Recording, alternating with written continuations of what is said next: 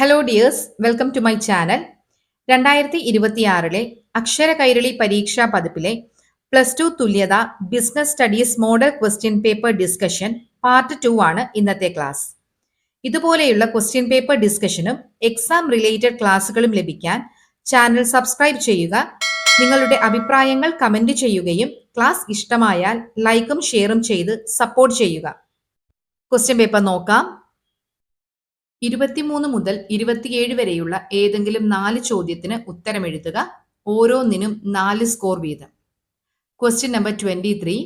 ഒരു ഉൽപ്പന്നത്തിന്റെ വില നിർണയത്തെ സ്വാധീനിക്കുന്ന വിവിധ ഘടകങ്ങൾ ചുരുക്കി വിശദീകരിക്കുക.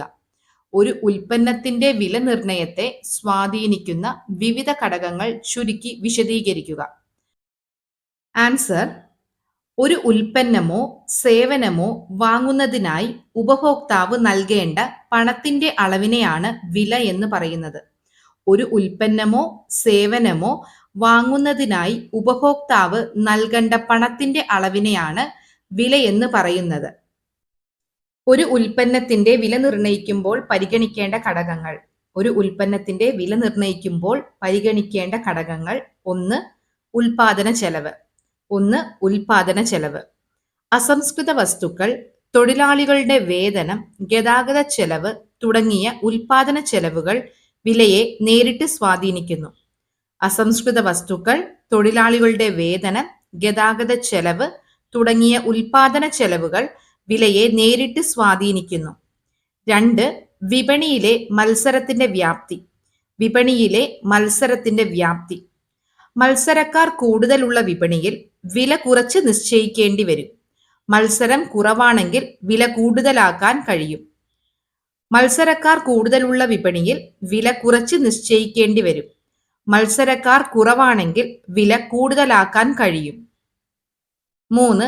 നിയമപരമായ നിയന്ത്രണങ്ങൾ. സർക്കാർ നിശ്ചയിക്കുന്ന നികുതികൾ, വില നിയന്ത്രണങ്ങൾ, മറ്റ് നിയമങ്ങൾ എന്നിവ വിലയെ സ്വാധീനിക്കുന്നു. സർക്കാർ നിശ്ചയിക്കുന്ന നികുതികൾ, വില നിയന്ത്രണങ്ങൾ, മറ്റ് നിയമങ്ങൾ എന്നിവ വില നിർണയത്തെ സ്വാധീനിക്കുന്നു. പോയിന്റ് 4. വില നിർണയ ഉദ്ദേശം. കൂടുതൽ ലാഭം നേടുക, വിപണി വിഹിതം വർദ്ധിപ്പിക്കുക, ഉപഭോക്താക്കളെ ആകർഷിക്കുക തുടങ്ങിയ സ്ഥാപനത്തിന്റെ ലക്ഷ്യങ്ങൾ വിലയെ സ്വാധീനിക്കുന്നു. കൂടുതൽ ലാഭം നേടുക, വിപണി വിഹിതം വർദ്ധിപ്പിക്കുക, ഉപഭോക്താക്കളെ ആകർഷിക്കുക തുടങ്ങിയ സ്ഥാപനത്തിന്റെ ലക്ഷ്യങ്ങൾ വിലയെ സ്വാധീനിക്കുന്നു. Question number 24. ധനകാര്യ ആസൂത്രണത്തിന്റെ ഏതെങ്കിലും 4 പ്രാധാന്യം രേഖപ്പെടുത്തുക. ധനകാര്യ ആസൂത്രണത്തിന്റെ ഏതെങ്കിലും 4 പ്രാധാന്യം രേഖപ്പെടുത്തുക.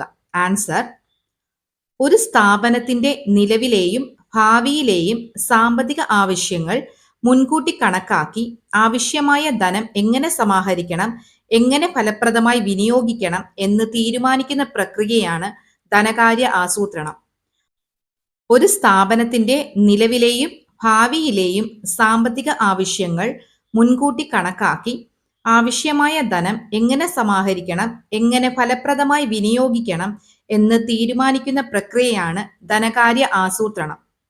ധനകാര്യ ആസൂത്രണത്തിന്റെ പ്രാധാന്യങ്ങൾ: 1. എല്ലാ ബിസിനസ് പ്രവർത്തനങ്ങളെയും ഏകോപിപ്പിക്കാൻ സഹായിക്കുന്നു. 2. ധനകാര്യാസൂത്രണം സ്ഥാപനത്തിന്റെ ഭാവി പ്രവർത്തനങ്ങളെയും വർത്തമാനകാല പ്രവർത്തനങ്ങളെയും ബന്ധിപ്പിക്കാൻ ശ്രമിക്കുന്നു.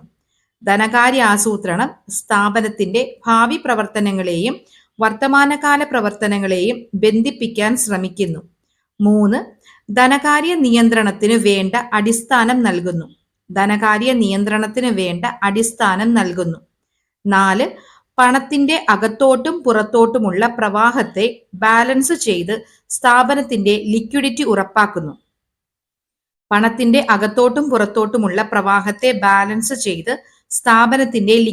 ഉറപ്പാക്കുന്നു. Question number 25. ഔപചാരിക സംഘടനയും അനൗപചാരിക സംഘടനയും തമ്മിലുള്ള 4 വ്യത്യാസം എഴുതുക. ഔപചാരിക സംഘടനയും അനൗപചാരിക സംഘടനയും തമ്മിലുള്ള 4 വ്യത്യാസം എഴുതുക. ആൻസർ: 1. രൂപീകരണം. ഔപചാരിക സംഘടന മാനേജ്മെന്റ് ബോധപൂർവം രൂപീകരിക്കുന്നു. മാനേജ്മെന്റ് ബോധപൂർവം രൂപീകരിക്കുന്നു. അനൗപചാരിക സംഘടന. അനൗപചാരിക സംഘടന ജീവനക്കാരുടെ സാമൂഹിക ഇടപെടലുകളിലൂടെ സ്വാഭാവികമായി ഉണ്ടാകുന്നു. ജീവനക്കാരുടെ സാമൂഹിക ഇടപെടലുകളിലൂടെ സ്വാഭാവികമായി ഉണ്ടാകുന്നു. 2. ഉദ്ദേശ്യം. ഉദ്ദേശ്യം ഔപചാരിക സംഘടന സ്ഥാപനത്തിന്റെ മുൻകൂട്ടി നിശ്ചയിച്ച ലക്ഷ്യങ്ങൾ നേടിയെടുക്കുക. സ്ഥാപനത്തിന്റെ മുൻകൂട്ടി നിശ്ചയിച്ച ലക്ഷ്യങ്ങൾ നേടിയെടുക്കുക. അനൗപചാരിക സംഘടന ജീവനക്കാരുടെ സാമൂഹികവും സാംസ്കാരികവുമായ ആവശ്യങ്ങൾ നിറവേറ്റുകയും പൊതു താൽപര്യം സംരക്ഷിക്കുകയും ചെയ്യുന്നു. ജീവനക്കാരുടെ സാമൂഹികവും സാംസ്കാരികവുമായ ആവശ്യങ്ങൾ നിറവേറ്റുകയും പൊതു താൽപര്യം സംരക്ഷിക്കുകയും ചെയ്യുന്നു. പോയിന്റ് 3.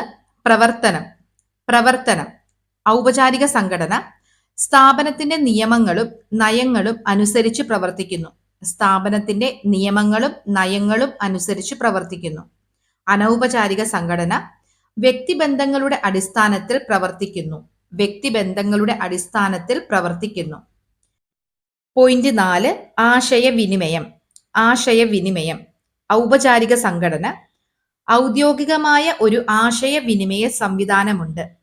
ഔദ്യോഗികമായ ഒരു ആശയവിനിമയ സംവിധാനമുണ്ട്. അനൗപചാരിക സംഘടന ആശയവിനിമയത്തിന് പ്രത്യേക സംവിധാനമില്ല. ആശയവിനിമയത്തിന് പ്രത്യേക സംവിധാനമില്ല. അംഗങ്ങളുടെ സൗകര്യമനുസരിച്ച് ആശയവിനിമയം നടക്കുന്നു. അംഗങ്ങളുടെ സൗകര്യമനുസരിച്ച് ആശയവിനിമയം നടക്കുന്നു. Question number 26. നിയന്ത്രിക്കലിന്റെ പരിമിതികൾ പട്ടികപ്പെടുത്തുക. നിയന്ത്രിക്കലിന്റെ പരിമിതികൾ പട്ടികപ്പെടുത്തുക. ആൻസർ: ആസൂത്രണം ചെയ്ത രീതിയിലാണോ ഒരു സംഘടനയുടെ പ്രവർത്തനങ്ങൾ നിർവഹിക്കുന്നതെന്ന് ഉറപ്പുവരുത്തുന്നതാണ് നിയന്ത്രിക്കൽ. ആസൂത്രണം ചെയ്ത രീതിയിലാണോ ഒരു സംഘടനയുടെ പ്രവർത്തനങ്ങൾ നിർവഹിക്കുന്നതെന്ന് ഉറപ്പുവരുത്തുന്നതാണ് നിയന്ത്രിക്കൽ. നിയന്ത്രിക്കലിന്റെ പരിമിതികൾ.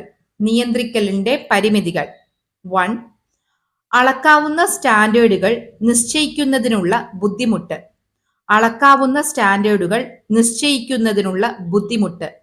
എല്ലാ പ്രവർത്തനങ്ങൾക്കും കൃത്യമായ അളവുകോലുകൾ നിശ്ചയിക്കാൻ സാധിക്കണമെന്നില്ല.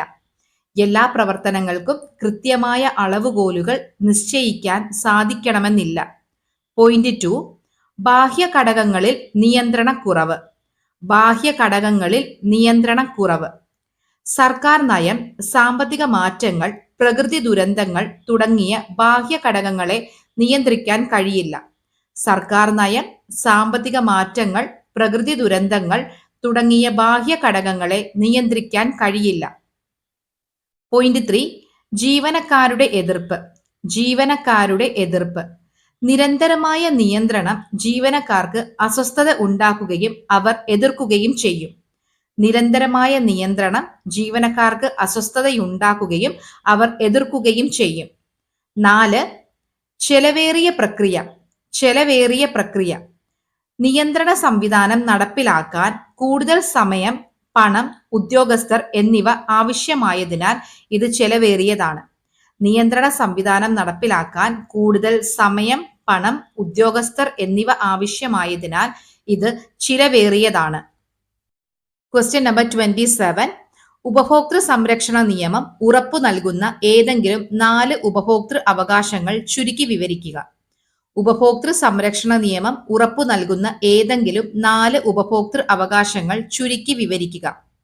ആൻസർ: ഉപഭോക്തൃ സംരക്ഷണ നിയമം ഉറപ്പു നൽകുന്ന 4 ഉപഭോക്തൃ അവകാശങ്ങൾ.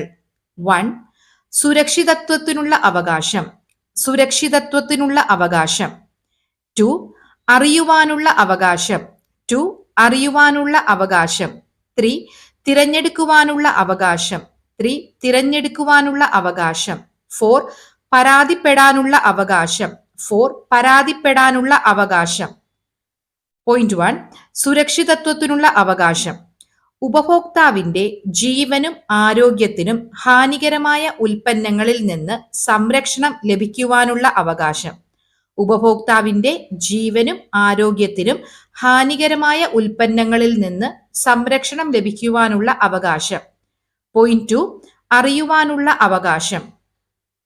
ഉൽപ്പന്നത്തിന്റെ വില, ഗുണനിലവാരം, അളവ്, ഉപയോഗ രീതി, കാലാവധി തുടങ്ങിയ വിവരങ്ങൾ അറിയുവാനുള്ള അവകാശം. ഉൽപ്പന്നത്തിന്റെ വില, ഗുണനിലവാരം, അളവ്, ഉപയോഗ രീതി, കാലാവധി തുടങ്ങിയ വിവരങ്ങൾ അറിയുവാനുള്ള അവകാശം. പോയിന്റ് 3 തിരഞ്ഞെടുക്കുവാനുള്ള അവകാശം. മത്സരാധിഷ്ഠിത വിലയിൽ വിവിധ ഉൽപ്പന്നങ്ങളിൽ നിന്ന് ഇഷ്ടമുള്ളത് തിരഞ്ഞെടുക്കുവാനുള്ള അവകാശം. മത്സരാധിഷ്ഠിത വിലയിൽ വിവിധ ഉൽപ്പന്നങ്ങളിൽ നിന്ന് ഇഷ്ടമുള്ളത് തിരഞ്ഞെടുക്കുവാനുള്ള അവകാശം. പോയിന്റ് 4 പരാതിപ്പെടാനുള്ള അവകാശം. ഉപഭോക്താവിന്റെ പരാതികളും അഭിപ്രായങ്ങളും ബന്ധപ്പെട്ട അധികാരികളുടെ മുമ്പാകെ അവതരിപ്പിച്ച് പരിഗണിക്കപ്പെടാനുള്ള അവകാശം. ഉപഭോക്താവിന്റെ പരാതികളും അഭിപ്രായങ്ങളും ബന്ധപ്പെട്ട അധികാരികളുടെ മുമ്പാകെ അവതരിപ്പിച്ച് പരിഗണിക്കപ്പെടാനുള്ള അവകാശം. ഇന്നത്തെ ക്വസ്റ്റ്യൻ പേപ്പർ ഡിസ്കഷൻ ഇവിടെ കംപ്ലീറ്റ് ആവുകയാണ്. ഇനിയും ഇതുപോലെയുള്ള question paper discussion, exam related ക്ലാസ്സുകളും ലഭിക്കാൻ ചാനൽ സബ്സ്ക്രൈബ് ചെയ്യുക. അഭിപ്രായങ്ങൾ കമന്റ് ചെയ്യുകയും ക്ലാസ് ഇഷ്ടമായാൽ ലൈക്കും ഷെയറും ചെയ്ത് സപ്പോർട്ട് ചെയ്യുക. Thank you everyone.